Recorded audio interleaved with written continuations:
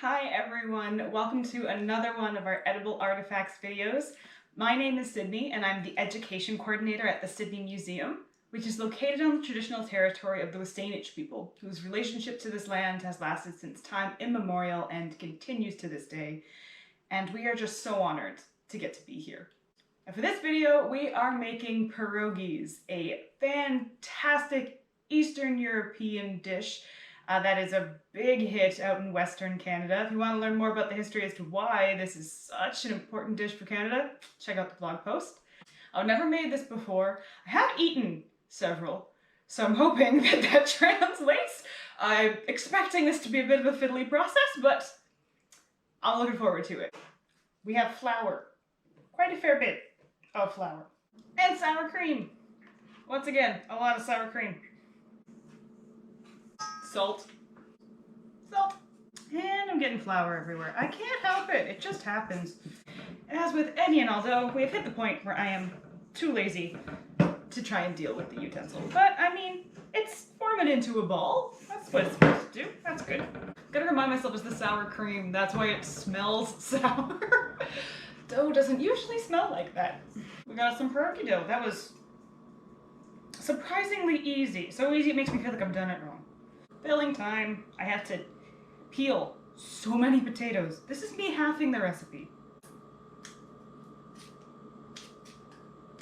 And that's 1, 2, 3, 4. I think it's 4. 5, 6, 7, 8, 9, 10, 11. And an onion, which I'm going to cut fast so that I don't cry and wreck my makeup. Okay, I gotta clean up some potato carnage, but we boil this until tender. We have boiled potatoes, still steaming, so I'm gonna be careful not to burn myself. But now we're mashing. One thing about me, I don't own a masher, so I'm using a whisk and this is going to end badly. Like I said, there are potatoes hidden in the mush. Must get them all!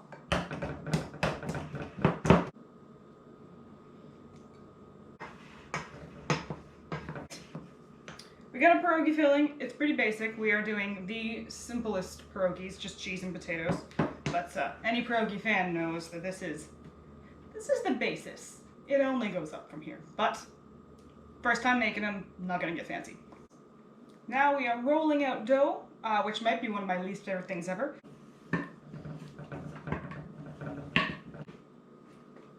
Supposed to get this to 1/8 of an inch thick, which is so thin. I think we're ready. We're using the kettle lid again. It's just a good size. I really should invest in some cookie cutters. Here we go.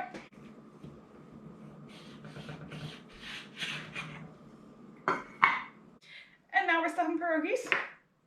Not exactly sure how many I've got stuff for, so we'll see that as we go. I'll just keep going until I run out of either this or this.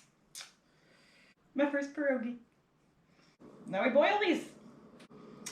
We have pierogies. They turned out bigger. I don't know if they grew when they were boiling, but these are some pretty big pierogies. It took a while, but it wasn't as hard as I thought. Well, I mean, I haven't tried it yet, so these could be awful.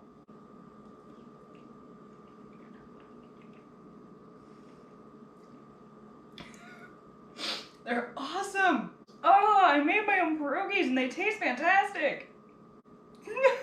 This might be my proudest moment. Make these. These took a while, but they weren't that hard. They just had a lot of steps you have to do over and over again. Rolling out the pastry was a little bit annoying, but it's a pretty forgiving dough, so that was good. Oh, I'm so impressed with me.